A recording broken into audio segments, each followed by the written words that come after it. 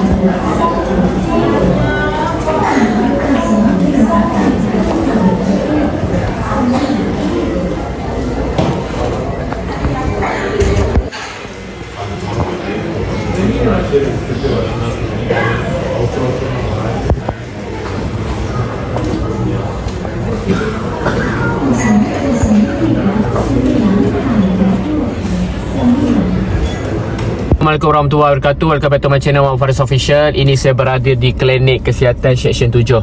Okey, untuk makluman semua, keadaan sangat teruk. Okey, kalau kita tengok sekeliling di Pangsapuri, di dalam klinik, okey, di dalam kawasan Pangsapuri, korang tengok macam mana keadaan tu sampah, macam mana keadaan mereka membersih. Kau tengok ni.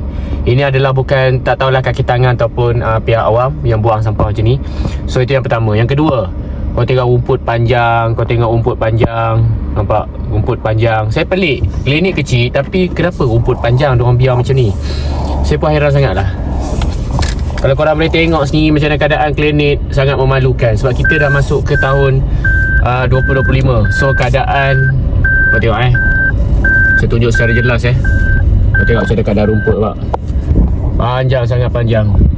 Okey, kalau korang tengok sekeliling nampak tu, macam tak dijaga.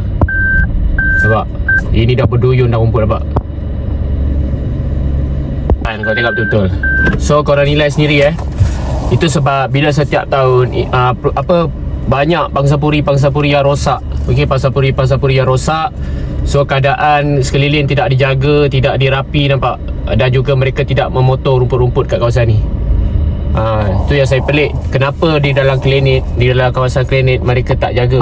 Padahal alangkah bagusnya kalau dalam potong, luar pun potong. Apa bezanya?